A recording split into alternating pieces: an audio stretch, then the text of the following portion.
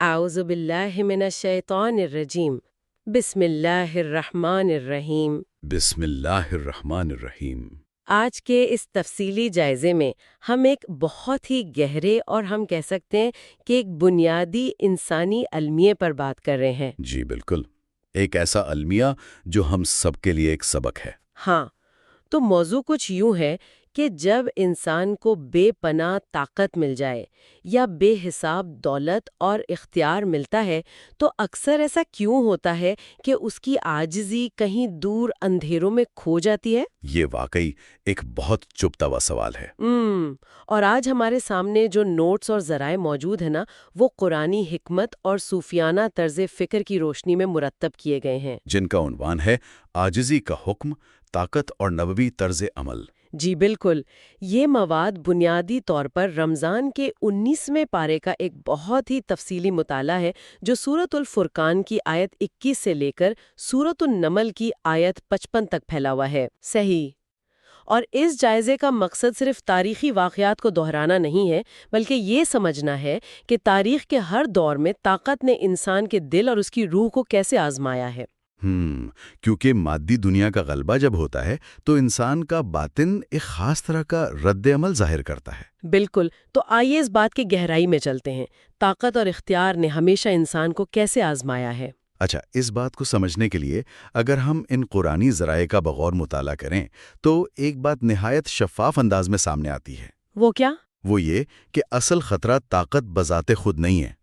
یعنی طاقت کوئی بری چیز نہیں ہے؟ بالکل نہیں۔ طاقت چاہے وہ دولت کی شکل میں ہو یا سیاسی اختیار کی صورت میں، محض ایک ذریعہ ہے، ایک مادی اوزار ہے۔ تو پھر اصل مسئلہ کیا ہے؟ اصل مسئلہ وہ کشش ہے، وہ سراب اور وہ فریب ہے جو اس طاقت کے ہمراہ آتا ہے۔ ہاں، وہ جو ایک لالچ پیدا ہو جاتا ہے۔ جی، جب انسان کو کوئی بھی اختیار ملتا ہے تو اس کا نفس سرکشی کی طرف مائل ہونے لگتا ہے۔ وہ یہ سمجھنے لگتا ہے کہ اب وہ اسباب کی دنیا پر پوری طرح قابو پا سکتا ہے۔ بالکل، اور یہی وہ نازک مقام ہے جہاں اختیار انسان کو یا تو شکر کے ذریعے روحانی بلندیوں تک لے جاتا ہے یا پھر اسے تکبر اور انا کے تاریک کنویں میں گرا دیتا ہے۔ صحیح کہا۔ طاقت کا نشہ انسان سے اس کا وہ جوہر چھین لیتا ہے جو اسے زمین پر خدا کا نائب بناتا ہے، اور وہ جوہر عاجزی ہے۔ اس بات کی سب سے بڑی اور واضح دلیل قرآن پاک کے 19ویں پارے میں موجود سورۃ الشعراء ہے۔ جی، سورۃ شعراء کا اسلوب بہت ہی منفرد ہے۔ اس سورت کی بنت اور اس کا تسلسل مجھے تو بڑی کمال کا لگا۔ اس میں یکے بعد دیگرے 7 مختلف انبیاء کے واقعات نہایت تفصیل سے بیان ہوئے ہیں۔ حضرت موسیٰ، حضرت ابراہیم، حضرت نوح، حضرت ہود، حضرت صالح، حضرت لوط اور حضرت شعیب علیہ السلام۔ اور حیرانی کی بات یہ ہے کہ ان تمام عظیم ہستیوں کے واقعات لگ بھگ ایک ہی طرز اور ایک ہی ترتیب کے ساتھ بیان کیے گئے ہیں۔ یہاں جو بات سب سے زیادہ حیران کن ہے وہ یہ ہے کہ تاریخ کس طرح خود کو دہراتی ہے۔ ہر نبی اپنی قوم کے پاس جاتا ہے، ایک ہی توحید کا پیغام دیتا ہے، اور جواب میں اس معاشرے کے طاقتور لوگ، یعنی جو اس وقت کی اشرافیہ اور ایلیٹ کلاس ہوتی ہے، بالکل وہ اشرافیہ، وہ بالکل ایک جیسا رد عمل دیتے ہیں۔ ایسا لگتا ہے کہ گویا ایک ہی ڈرامہ ہے جو مختلف صدیوں میں دہرایا جا رہا ہے۔ یہ تاریخ کا ظاہری پہلو ہے جسے ہم ظاہر کے نام سے جانتے ہیں۔ تو اس بار بار دہرائے جانے والے پیٹرن کے پیچھے کیا راز پوشیدہ ہے؟ یہ دائرہ اس لیے بنتا اور بار بار دہرایا جاتا ہے کیونکہ انسان کی بنیادی نفسیات، خاص طور پر اس کا تکبر، کبھی تبدیل نہیں ہوتا۔ سچی بات ہے۔ قرآن ہمیں معاشرتی طاقت کا یہ ظاہری پہلو دکھا رہا ہے۔ ایک نبی آتا ہے، وہ نہایت عاجزی اور محبت اور ہمدردی کے ساتھ سچائی کی دعوت دیتا ہے۔ لیکن اس وقت کی جو اشرافیہ ہے وہ اس پیغام کو محض ایک مذہبی دعوت نہیں سمجھتی۔ بالکل نہیں، بلکہ وہ اسے اپنے معاشی اقتدار، اپنے سماجی رتبے اور اپنی اجارہ داری کے لیے ایک براہ راست خطرہ سمجھتے ہیں۔ وہ اس پیغام کا مذاق اڑاتے ہیں، معاشی بائیکاٹ کی دھمکیاں دیتے ہیں، نفسیاتی دباؤ ڈالتے ہیں اور آخرکار جسمانی طاقت کا استعمال کرتے ہیں۔ ان سچے نبیوں پر جھوٹا ہونے کا الزام لگایا جاتا ہے، انہیں اقتدار کا بھوکا قرار دیا جاتا ہے، یہاں تک کہ انہیں مجنون بھی کہا جاتا ہے۔ ظاہری طور پر صدیاں گزر جاتی ہیں، چہرے اور لباس بدل جاتے، عمارتوں کے انداز بدل جاتے، لیکن طاقت کا وہ غرور اور سچائی کی آواز کو دبانے کا وہ جابرانہ طریقہ ہمیشہ ویسا ہی رہتا ہے۔ یہ تو وہ تاریخ ہے جو ہمیں بظاہر نظر آتی ہے کہ محلات اور درباروں میں کیا کچھ ہوا، مگر ان محلات کی اونچی دیواروں کے پیچھے اور اس سے بھی بڑھ کر انسان کے اپنے سینے کے اندر ایک اور ہی جنگ چل رہی تھی۔ جی، اور اگر ہم اسے باطنی یا روحانی زاویے سے دیکھیں تو یہ کشمکش صرف چند افراد یا معاشرتی گروہوں کے درمیان نہیں تھی، بلکہ یہ انسان کے اپنے نفس کی وہ کشمکش تھی جو ہر لمحہ جاری رہتی ہے۔ اور یہی وہ مقام ہے جہاں تزکیہ یعنی انسان کے اپنے اندر کی صفائی اور قلب کی طہارت کا تصور پوری قوت سے سامنے آتا ہے، کیونکہ صوفیانہ طرز فکر کے مطابق نفس کی یہ بنیادی حقیقت ہے کہ وہ ہر چیز پر کنٹرول پسند کرتا ہے۔ بالکل، اسے پہچان چاہیے، اسے دنیاوی ستائش چاہیے۔ وہ چاہتا ہے کہ لوگ اس کی بات سنیں، اس کی تعریف کریں اور اس کے آگے سر تسلیم خم کریں۔ تو جب کسی انسان کو مادی طاقت ملتی ہے اور اس کے اندر روحانی عاجزی کی کمی ہوتی ہے تو وہ طاقت سیدھا اس کے نفس کی خوراک بن جاتی ہے، اور اس کا اخلاص یعنی اس کی نیت کی وہ سچائی جو صرف اللہ کے لیے ہوتی ہے، آہستہ آہستہ ختم ہو جاتی ہے۔ انبیاء کی اس جد و جہد پر غور کرے تو معلوم ہوتا ہے کہ ان کا مقصد کبھی بھی سیاسی غلبہ حاصل کرنا یا تخت پر بیٹھنا نہیں تھا، یا دنیاوی شان و شوکت اکٹھا کرنا نہیں تھا۔ ان کا اصل ہدف انسان کے باطن کو جگانا، اس کی اخلاقی اور روحانی بیداری تھا۔ وہ یہ بتانے آئے تھے کہ سچائی اور حق کا آغاز زبردستی یا طاقت کے زور پر نہیں ہوتا، بلکہ اس کا آغاز ایک پختہ یقین سے ہوتا ہے۔ جب انسان کے اندر کا یقین مضبوط ہو، اس کا قلب بیدار ہو، تو دنیا کی کوئی مادی طاقت، کوئی لشکر اسے شکست نہیں دے سکتا۔ بے شک۔ اور یہاں یہ بات بہت ہی دلچسپ ہو جاتی ہے جب ہم اس باطنی طاقت کا ذکر کرتے ہیں۔ سورۃ الفرقان کے اختتام پر ہمیں طاقت اور عاجزی کا ایک نہایت خوبصورت اور مکمل نمونہ ملتا ہے۔ آپ عباد الرحمن کا ذکر کر رہی ہیں؟ جی بالکل، رحمان کے بندوں کا جو تفصیلی ذکر ہے، یہ وہ لوگ ہیں جنہیں قرآن حقیقی معنوں میں کامیاب اور طاقتور قرار دیتا ہے۔ اور ان کی جو صفات وہاں بیان کی گئی ہیں وہ آج کے اس مادیت ترست اور شور و غل سے بھرے معاشرے کے بالکل الٹ ہیں۔ مثال کے طور پر ان کی سب سے پہلی صفت یہ بتائی گئی کہ وہ زمین پر عاجزی اور وقار کے ساتھ چلتے ہیں۔ ان کا چلنا، ان کا اٹھنا بیٹھنا، سب کچھ ایک خاص سکون کا عکاس ہوتا ہے۔ اس عاجزی اور وقار کو ہم صوفیانہ اصطلاح میں ادب کہہ سکتے ہیں۔ جی، ادب کا مطلب محض یہ نہیں کہ انسان دنیاوی لحاظ سے شائستگی دکھائے یا نرمی سے بات کرے، بلکہ روحانی ادب یہ ہے کہ انسان ہر وقت یہ محسوس کرے کہ وہ اپنے خالق حقیقی کے سامنے کھڑا ہے۔ کچھ عارضی ہے۔ پھر ان کی ایک اور صفت یہ بتائی گئی کہ جب جاہل اور کج بیس لوگ ان سے الجھتے ہیں تو وہ ان کے ساتھ لمبی بحثوں میں نہیں پڑتے، بلکہ وہ سلامتی کی بات کہہ کر یعنی درگزر کر کے آگے بڑھ جاتے ہیں۔ وہ اپنا قیمتی وقت اور اپنی روحانی توانائیاں دنیاوی جھگڑوں میں ضائع نہیں کرتے، اور اپنی انا کی تسکین میں نہیں پڑتے۔ ان کا دن لوگوں کے ساتھ بہترین اخلاق سے پیش آنے میں گزرتا ہے، اور ان کی راتیں اللہ کے ذکر اور عبادت میں گزرتی ہیں۔ یہ وہ کیفیت ہے جہاں انسان دنیا کی دوڑ اور مقابلے بازی سے نکل کر اپنے اندر ایک ایسا دائمی سکون پا لیتا ہے جسے کوئی بیرونی طوفان نہیں چھین سکتا۔ تو اس ساری بات کا لبے لباب یہ نکلتا ہے کہ حقیقی عزت اور طاقت وہ نہیں ہے جو ہم عام طور پر سمجھتے ہیں، یعنی دوسروں پر حکم چلانا یا ڈر کے ذریعے حکمرانی کرنا۔ اصل طاقت تو اپنے آپ پر قابو پانا ہے، جسے سیلف ماسٹری کہتے ہیں۔ جو انسان اپنے غصے، اپنی بیجا خواہشات، اپنی حرص اور اپنے نفس پر قابو پا لیتا ہے، وہی دراصل کائنات کا سب سے بڑا فاتح ہے۔ عباد الرحمن اسی باطنی اور روحانی طاقت کے مالک ہوتے ہیں، اور اسی لیے انہیں دنیاوی اقتدار کی کوئی ہوس یا لالچ نہیں ہوتا۔ وہ اپنے دل کے تخت پر حکمرانی کرتے ہیں۔ اس نقطے کو اگر مزید کھولا جائے تو یہ سمجھ آتا ہے کہ نفس پر یہ فتح ہی انسان کو آزاد کر دی ہے۔ جب تک انسان اپنے نفس کا غلام رہتا ہے، وہ چاہے کتنی ہی بڑی سلطنت کا بادشاہ کیوں نہ بن جائے، وہ در حقیقت ایک قیدی ہی رہتا ہے۔ عباد الرحمن چونکہ اس قید سے آزاد ہو چکے ہوتے ہیں، اس لیے مادی طاقت ان کے لیے کوئی کشش نہیں رکھتی۔ ان کا اخلاص انہیں ہر لمحہ اپنے رب سے جوڑے رکھتا ہے۔ اور جب ہم دنیاوی اقتدار یا لامحدود طاقت کی بات کرتے ہیں تو ہمارے پاس حضرت سلیمان علیہ السلام کی ایک بے مثال اور عظیم الشان مثال موجود ہے۔ 19ویں پارے میں سورۃ النمل کے اندر ان کا واقعہ جس تفصیل اور خوبصورتی سے بیان ہوا ہے، وہ انسانی عقل کو دنگ کر دیتا ہے۔ ان کی طاقت کا اگر محض تصور ہی کیا جائے تو انسان حیرت میں ڈوب جاتا ہے۔ ان کے پاس ایسی عظیم فوجیں تھیں جن میں صرف انسان ہی نہیں بلکہ جنات اور پرندے بھی قطاروں میں شامل تھے۔ وہ جانوروں اور حشرات کی بولیاں تک سمجھتے تھے، ہوائیں ان کے تابع کر دی گئی تھیں۔ جو ان کے تخت کو مہینوں کی مسافت چند پہروں میں طے کرا دیتی تھیں، اور ان کی سلطنت اتنی وسیع تھی کہ تاریخ انسانی میں شاید ہی کسی اور کو ایسا عروج ملا ہو۔ اتنی بے پناہ اور لامحدود طاقت، جہاں ہر چیز فرما بردار ہو، وہاں کسی بھی انسان کے لیے متکبر ہو جانا بہت آسان بلکہ ایک فطری عمل لگتا ہے۔ تو اس سب کا اصل مطلب کیا ہے؟ اتنی طاقت کے باوجود ان کا رد عمل کیا تھا؟ یہی وہ مقام ہے جہاں نبوی طرز عمل اور دنیاوی طرز عمل کا فرق پوری طرح واضح ہوتا ہے۔ اتنی بڑی سلطنت اور ایسی مافوق الفطرت طاقت ملنے کے باوجود حضرت سلیمان علیہ السلام کو جو رد عمل تھا وہ حیران کن ہے۔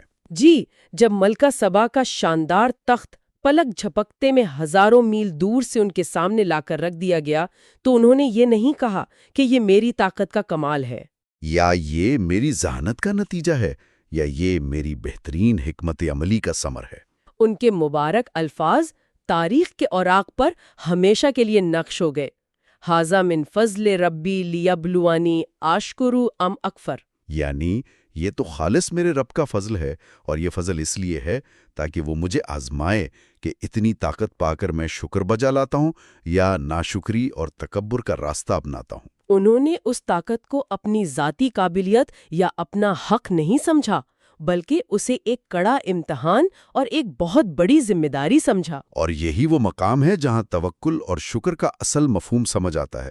یہی وہ رویہ ہے جو انسان کو فرعونیت اور تکبر کی بیماری سے بچاتا ہے۔ حضرت سلیمان علیہ السلام اس حقیقت کو کامل شعور کے ساتھ سمجھتے تھے کہ طاقت کوئی ذاتی ملکیت نہیں ہے، یہ ایک امانت ہے، ایک ایسا ٹرسٹ ہے جس کا پائی پائی کا حساب دینا ہوگا۔ جب انسان طاقت کو ایک عارضی امانت سمجھتا ہے تو اس کا سر شکر میں جھک جاتا ہے اور وہ مخلوق خدا کے لیے نرم ہو جاتا ہے۔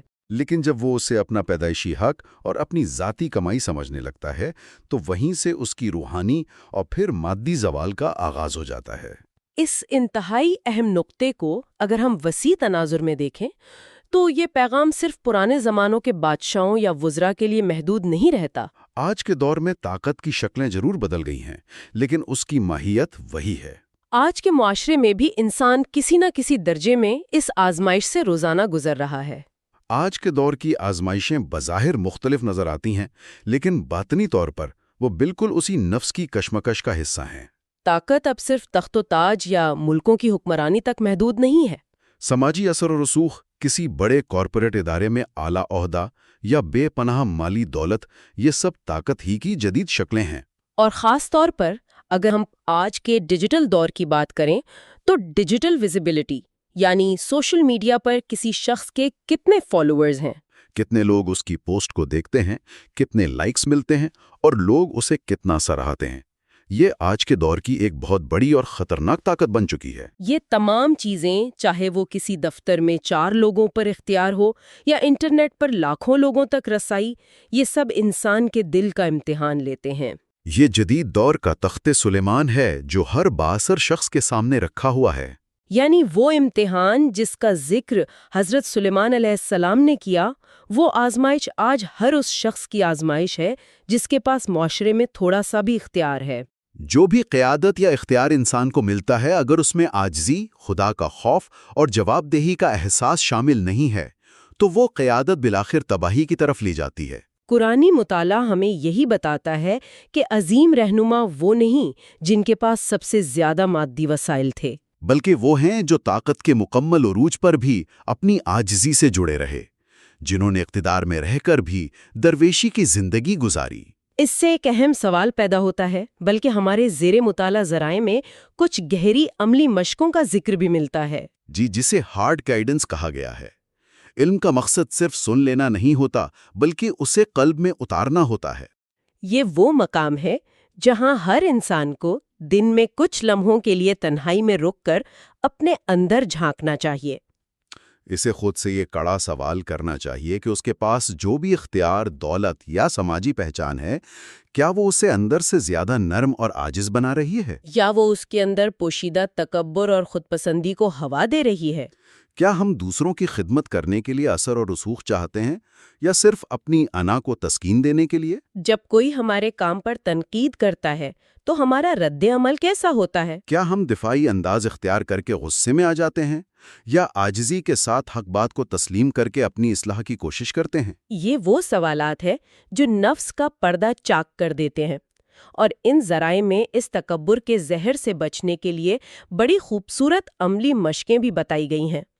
ان میں 2 مشقیں بہت خاص اور روحانی طور پر انتہائی طاقتور ہیں۔ پہلی تو یہ کہ انسان اپنی ہر کامیابی، ہر ترقی کے وقت اپنے رب سے عاجزی کی دعا مانگے۔ جب بھی اسے معاشرے میں یا زندگی میں کوئی مقام ملے، وہ اللہ کے حضور سچے دل سے التجا کرے کہ اسے اس مقام کے فتنے اور تکبر سے محفوظ رکھا جائے۔ وہ یہ اقرار کرے کہ یہ سب فضل ہے۔ اور دوسری مشق کیا ہے؟ دوسری، جو کہ نفس کو مارنے کی سب سے بڑی عملی مشق ہے، وہ یہ ہے کہ انسان شہرت اور پہچان کی تمنا کیے بغیر بالکل خاموشی سے کسی کی خدمت کرے۔ ایک ایسا عمل جس کی خبر اس کے اور اللہ کے سوا کائنات کے کسی تیسرے شخص کو نہ ہو۔ یہاں تک کہ جس کی مدد کی گئی ہو وہ بھی احسان مند نہ ہو۔ جب انسان پہچان کی خواہش کے بغیر نیکی کرتا ہے تو دراصل وہ اپنے نفس کے بنائے ہوئے بت کو توڑ رہا ہوتا ہے۔ وہ عباد الرحمن کی اس عظیم صفت کو اپناتا ہے جہاں ہر عمل کا محور صرف اور صرف خالق کائنات کی رضا ہوتا ہے۔ ان تمام باتوں پر گہرائی سے غور کرنے کے بعد میرے ذہن میں ایک خیال ابھر رہا ہے، ایک ایسا خیال جو شاید ہمارے روایتی سوچنے کے انداز کو چیلنج کرتا ہے۔ وہ کیا خیال ہے؟ سوچنے کی بات یہ ہے کہ اگر سچی طاقت کا مطلب دنیا پر حکومت کرنا نہیں ہے، مادی وسائل جمع کرنا نہیں ہے، بلکہ سچی طاقت اپنے نفس پر قابو پانے کا نام ہے، سیلف ماسٹری کا نام ہے، تو شاید دنیا کے سب سے طاقتور اور بااثر لوگ وہ نہیں جو تخت پر بیٹھے ہیں یا جن کے سوشل میڈیا پر لاکھوں فالوورز ہیں، بلکہ وہ گمنام اور خاموش لوگ ہیں جو بظاہر کمزور نظر آتے ہیں۔ بالکل۔ کل جب ہم کسی دفتر میں اپنے سے کم درجے کے کسی معمولی ملازم کو دیکھیں یا سڑک پر محنت کرتے کسی مزدور کو دیکھیں تو کیا معلوم کہ روحانی طور پر وہ اس پورے شہر کا سب سے طاقتور انسان ہو، جنہوں نے اپنے نفس پر وہ فتح حاصل کر لی ہے جو بڑے بڑے بادشاہ حاصل نہ کر سکے۔ ان کی گمنامی ہی ان کی سب سے بڑی سلطنت ہے، کیونکہ اصل سلطنتیں مٹی اور پتھروں پر نہیں بلکہ دلوں کے یقین پر قائم ہوتی ہیں۔ آپ نے نہایت دردمندی کے ساتھ اس پورے موضوع کا اصل نچوڑ پیش کر دیا ہے۔ یہ واقعی ہر انسان کے لیے سوچنے کا مقام ہے۔ اللہ سے کیا دعا ہونی چاہیے اس مقام پر؟ اللہ رب العزت کی بارگاہ میں نہایت نرمی، عاجزی اور امید کے ساتھ دعا ہے کہ وہ ہم سب کے دلوں کو تکبر، غرور، خود پسندی اور ریاکاری جیسی مہلک بیماریوں سے پاک رکھے۔ آمین۔ وہ ہمیں طاقت کے نشے اور نفس کے دھوکے سے بچائے رکھے اور ہمیں اپنی پناہ میں لے کر سچی عاجزی، انکساری اور قلبی سکون عطا فرمائے۔ آمین ثم آمین۔ آج کے اس گہرے اور روحانی سفر میں ہمارے ساتھ شامل ہونے کا بہت شکریہ۔ یہ مواد نہایت شکر گزاری کے ساتھ میر علی شاہ کی جانب سے مرتب کیا گیا ہے، جو ایک طالب علم ہے اور علم کے اس سفر کو living the wisdom of the Quran, living the wisdom of the Quran podcast کے ذریعے بانٹ رہے ہیں۔ اللہ اس کاوش کو قبول فرمائے۔ آمین۔ آخر میں نہایت انکساری اور عاجزی کے ساتھ ہم آرٹیفیشل انٹیلیجنس کے استعمال کے دوران الفاظ کی ادائیگی، تلفظ یا کسی بھی ممکنہ غلطی اور خامی کے لیے معافی کے طلبگار ہیں اور اللہ کی بارگاہ میں درگزر کی درخواست کرتے ہیں۔ فی امان اللہ۔ فی امان اللہ۔